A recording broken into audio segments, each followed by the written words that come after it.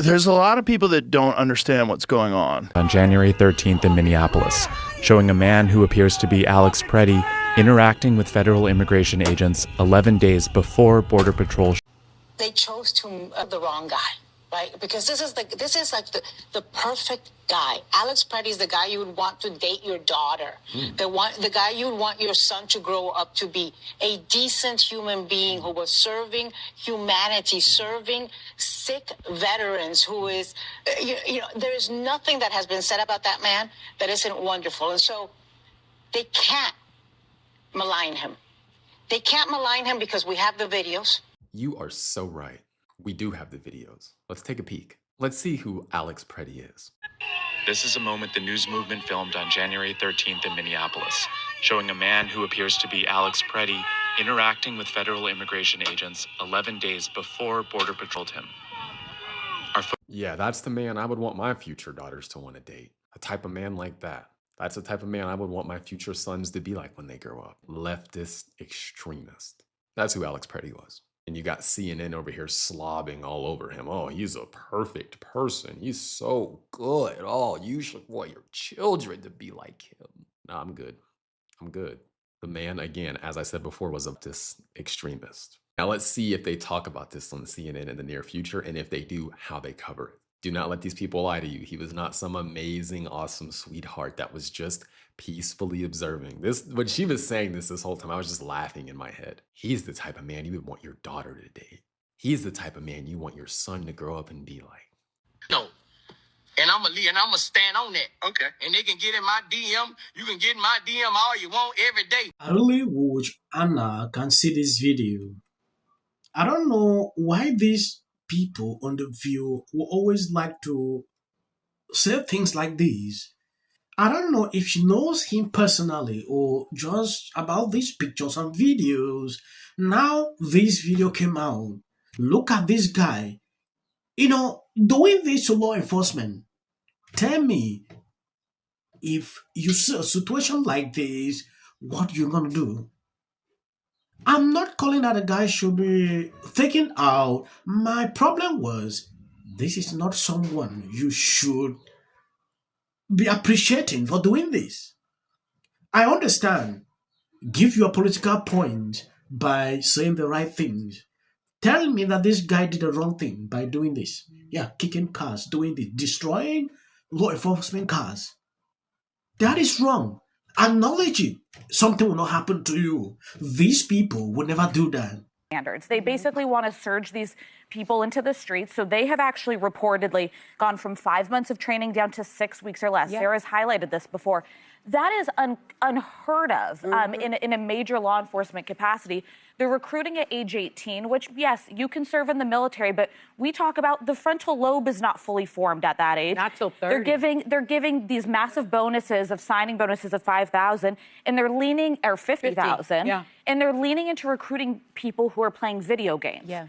Like, that is everything about this spells catastrophe. It spells there's going to be a mess in the streets. And while I appreciate the president saying he wants an honest investigation, Anderson Cooper interviewed a woman last night who was filming, one of the people filming polling, and she said she's yet to be contacted by law enforcement. So we're not getting an honest investigation out of today. I can't believe, echoing what Alyssa said about the president, that he's saying that out loud about the Second Amendment, because I was a little shocked that a lot of his top administrative officials were loosely talking, but I'm getting used to them not fully grasping things, like the Constitution. But if we have to endure conversations.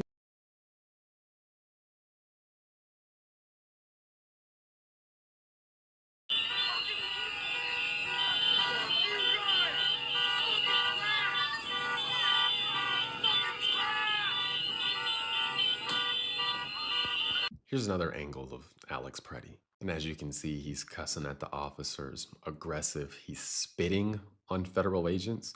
And then you can see he aggressively kicks the federal agent's vehicle. Nothing about this is okay. And if he was still alive, I would be saying he should be held accountable to the fullest extent of the law. But again, what this shows us is he's not this model citizen. He's not this innocent bystander who's just trying to help people. He was quite literally an extremist. He was a leftist extremist who was working to obstruct federal officers from doing their job with violence and intimidation. Again, he shouldn't have been out there doing this then. At some point, I saw a lot of Libras trying to go off on Don Jr. simply because he said this is the person they have been struggling to portray like a hero. This was actually destruction that we've seen with our eyes. And the media will never report this part because it doesn't suit in the narrative they are struggling to spread on social media. I want these same people on The View to do a segment trying to call this guy out, playing this video if this is right. There is no justification to take away someone's life. That is something I have behind my mind. But when it concerns a guy that is aggressive like this, having firearms in his body, you will obviously think he wants to do something bad to law enforcement. Yeah, that is just my belief. The law enforcement guy might not have acted the right way to take away his life, but looking at what this guy was doing, and from the news I've seen, he was known for this. Maybe this is just the second time. The first time they saw him, he did not have these things in his body. Now he came fully prepared for eyes. There's a lot of people that don't understand what's going on only in Minneapolis. And why rot in the place where there's an ungodly amount of fraud that has been discovered. Coincidentally, right around the same time. Exactly. Like instantaneously afterwards, the narrative completely changes. Everybody forgets. Now all anybody cares about is ICE and fashion. And it's there's a what a color revolution is. Of course. And for people that don't, it's a coordinated effort to cause chaos. And this is a very coordinated thing. The idea that this is an organic is nonsense. It's provably nonsense because now they have access to the signal chats.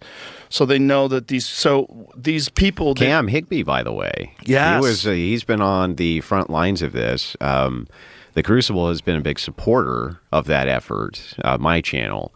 I will often snipe his coverage while it's going on, send my audience over to send in super chats in order to keep this guy going. I think that work is critical. Yeah. This is exactly what I'm talking about.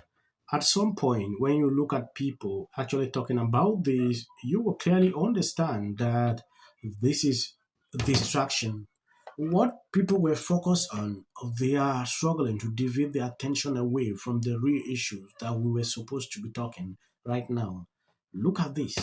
What Joe Rogan outlined here is nothing but the truth. This could have been our focus, talking about what they discover in this locality. But because of these coordinated funded demonstrations that we have seen, I watched James O'Keefe. He actually went undercover with his people. They realized many organizations funded the demonstrations happening in Minneapolis. Yeah, that should tell you a lot. They want to divert away people's attention to the real issues. 3 days after Winoma was sprayed, right? We realized it was just vinegar. Some people say that was staged. That is just what I saw on social media. That should tell you a lot. I don't want to make the video long. I think I'm going to end here. Please share out the video. God bless you abundantly. Sorry, I'm getting a little emotional because it's